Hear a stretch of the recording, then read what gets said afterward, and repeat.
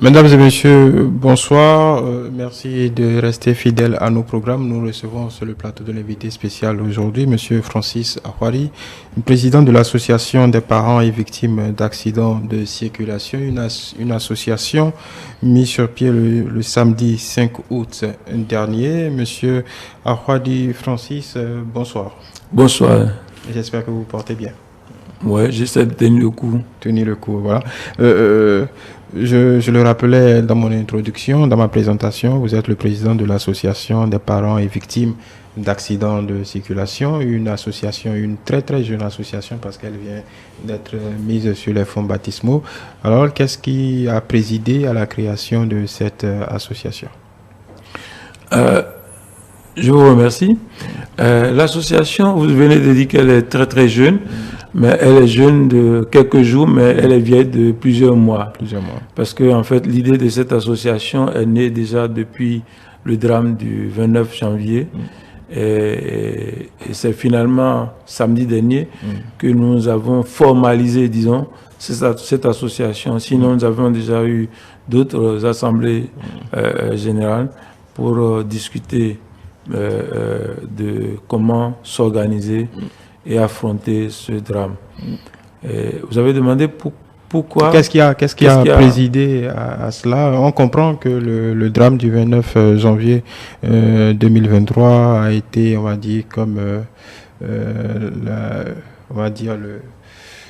le facteur déterminant de création de cette association. Comment on en est arrivé à la mise sur pied de l'association proprement dite? Non, je vous dirais que ce qui a présidé, ce n'est pas le silence assourdissant de ceux qui devraient normalement réagir par rapport à ce drame, mais c'est surtout la motivation que nous avons de défendre les intérêts de nos parents, de nos frères, de nos sœurs, décédés, disparus dans ce drame, mais c'est aussi faire en sorte de sensibiliser la population béninoise, d'encourager et je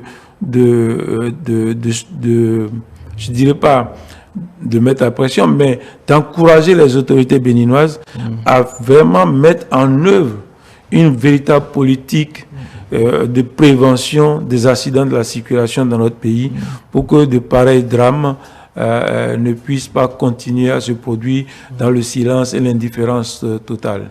D'accord. Depuis le 29 janvier, sur à quoi on a assisté malheureusement, en termes de démarche, qu'est-ce qu'il en a été depuis, après la mobilisation, en tout cas on va dire nationale, autour de ce qui est advenu? Depuis lors, qu'est-ce qui s'est passé? De notre côté ou du côté des autorités? Oui, du côté des autorités, de votre côté, en tout cas, où en êtes-vous aujourd'hui, très concrètement? Déjà, je vous dis, il y a eu une enquête, ou pas une enquête, une instruction judiciaire qui a été ouverte auprès du tribunal de Dassa. Vous savez, la justice fonctionne à son rythme. Et depuis cette date, au fur et à mesure, le juge d'instruction en charge du dossier convoque et reçoit les parents des victimes et les écoute sur procès verbal. Quelques-uns ont été écoutés déjà, mais nous sommes encore nombreux à ne pas être écoutés. En dehors de cela, je ne sais pas ce qui s'est passé. Vous avez sans doute entendu, comme moi, que l'Assemblée nationale a fait une question orale au gouvernement et que le gouvernement a répondu à cette question orale. Le peuple a été informé de ça. Et sinon, en dehors de ça, nous ne savons pas. Le gouvernement a fait beaucoup d'efforts. Et là, je profite de cette occasion pour remercier tout particulièrement, avant même le chef de l'État, remercier le ministre de la Santé et le ministre d'État chargé des Finances, de l'Économie et de la Coopération, qui, dès les premiers instants où le chef de l'État a été informé, les a instruits de prendre des dispositions pour assister les victimes et les blessés dans ce drame. Ils ont fait ce qu'ils ont pu. Ils ont fait ce qu'ils ont pu, mais malheureusement, c'était un drame très très fort et très dur. Et nous avons tous souffert de cela. Donc c'est après ça que nous avons pris conscience du fait que dans notre pays, certes, il y a des associations de défense des intérêts des consommateurs. En l'espèce, nous ne sommes pas consommateurs, mais nous voulons défendre les intérêts des citoyens dans le cadre de la lutte et et des respects des règles du code de la route. Je l'ai déjà dit plusieurs fois, le code de la route est une loi. C'est une loi qui comporte des règles que nous devons respecter. Et il y a des structures dans ce pays que je dis qui est de plus en plus moderne et qui doivent savoir et doivent pouvoir faire respecter les règles de la circulation pour que les accidents ne se multiplient pas. Je ne veux pas dire qu'il y aura plus d'accidents au Bénin, mais faire en sorte que les accidents... Qui est le moins possible. Qui est le moins possible d'accidents, qui est le moins possible de drames collectifs. C'est un peu ça l'objectif de notre association, voilà. Lutter contre ça. Mais l'autre objectif aussi, qui est le principal objectif de notre association, c'est de se porter sa partie civile et de poursuivre dans cette affaire pour que justice soit faite. Parce que s'il y a eu faute, il doit y avoir justice. Nous ne devons pas toujours dire on s'en remet à Dieu, qu'on confie à Dieu, mais on doit faire justice. Il faut qu'il y ait un procès de cette affaire-là et que nous soyons, nous comprenions ce qui s'est passé parce que des choses se sont passées. Hein? Nous, au niveau de l'association, nous avons mené notre enquête sur le terrain. Notre enquête qui a duré plus de 6 mois. En tout cas, 6 mois au moins déjà, que nous sommes en train de mener l'enquête et nous avons compris beaucoup de choses sur ce qui s'est passé. À l'évidence, il y a eu faute, il y a eu erreur et ça mérite d'être réparé et tout au moins, ça mérite des excuses. Ça mérite d'être reconnu. D'être reconnu et ça mérite des excuses. Parce que nous avons perdu des parents. Quoi qu'on fasse aujourd'hui, nos parents ne reviendront pas à la vie. Est-ce que vous avez compris? C'est ça le problème. Disons, dans ce drame, si on doit parler des rôles des uns et des autres, des partis, il y a votre association, il y a l'État, vous parlez de la justice, mais il y a aussi, on va dire, la compagnie, il y a les assurances, il y a beaucoup de choses. Quels sont vos rapports pour le moment? Il y a l'État. L'État a fait ce qu'il pouvait faire. Ils ont essayé de nous assister dès le départ. Et ils ont aidé et pris en charge l'identification des personnes. Ils ont même fourni des cercueils pour une partie des gens qui ont été identifiés. Et ils ont fait ce qu'il fallait. L'État a fait, en tout cas, parce que ce n'était pas l'État qui était au volant. Bon, l'État a fait ce qu'il fallait. Mais il y a la compagnie. Pour la compagnie, on n'en sait rien. La compagnie ne nous a même pas présenté des excuses. Ne nous a même pas présenté des condoléances. Donc, je ne sais même pas qui c'est la compagnie. Est-ce que vous voyez? La justice a ouvert une enquête judiciaire et une information judiciaire, je dirais. Et la justice suit son cours. Vous connaissez le rythme de la justice. Voilà. Donc, l'information judiciaire étant ouverte, bon, nous assistons et nous tenons prêts pour avancer dans ce dossier-là. Nous, en tant qu'association, nous allons, et nous l'avons déjà indiqué, porter partie civile dans cette affaire-là pour savoir ce qui s'est passé. D'accord.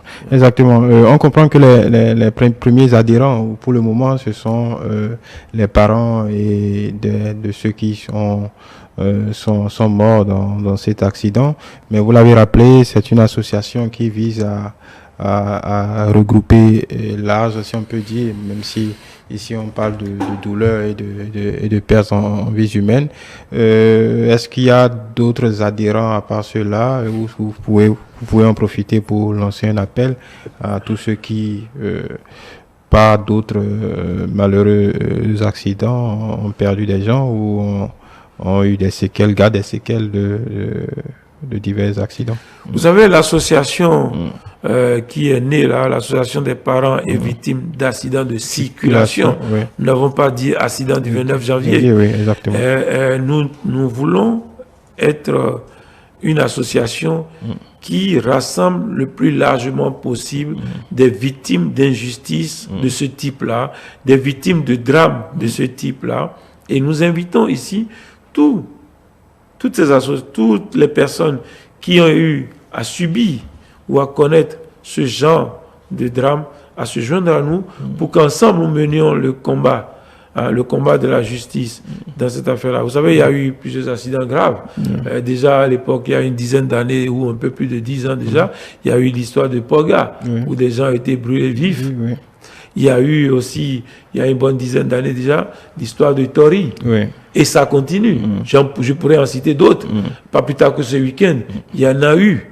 Mais concrètement, sur le terrain, qu'est-ce qui est fait pour mettre un terme, en tout cas pour mettre un frein, un bémol à ce type d'accident qui se passe tout le temps? Et nous, on n'en sait rien. On aimerait savoir et on aimerait être impliqué dans ces combats-là. Je vous dis par exemple quelque chose. Vous savez que dans notre pays, il n'y a pas d'auto-école qui apprend à conduire des bus ou des camions aux gens. Ça n'existe pas. Si vous en connaissez, dites-moi. Moi, je n'en connais pas. Hein? Pourtant, les gens qui conduisent ces bus-là, qui conduisent ces camions-là, ont des permis de conduire. Est-ce que vous savez? Ils ont eu le permis de conduire comment? Moi, je suis transporteur. Et à l'occasion du recrutement de mes chauffeurs, j'ai eu à personnellement m'impliquer dans les tests de recrutement. Je peux vous dire que chaque fois que je fais un test de recrutement pour les chauffeurs de camions, c'est 0 sur 10. Les chauffeurs ne connaissent pas le code de la route. Ils ne connaissent aucune règle de la circulation. Pour eux, monter dans le camion, avancer, et appuyer sur l'accélérateur, ou appuyer sur le frein, ou appuyer sur l'embrayage, et puis on avance. Il y a quelques mois, j'étais à Dassa.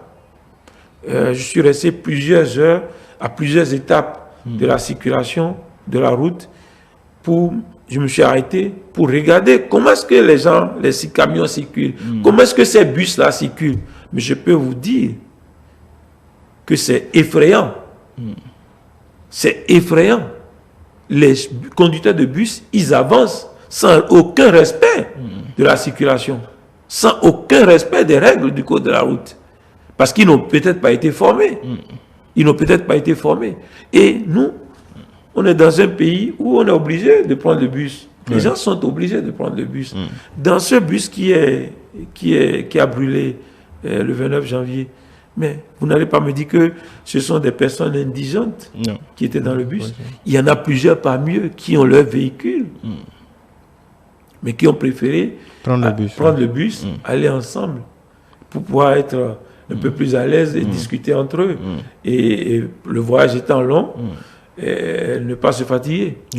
Mais ils ne sont plus revenus. Quand ils ne sont plus revenus, ils ont vu qui? Les parents, ils ont vu qui? Pour leur dire, nous avons commis une faute. Les conducteurs de ces bus-là, ils ont fait quoi? Ce bus-là, le conducteur, il est mort.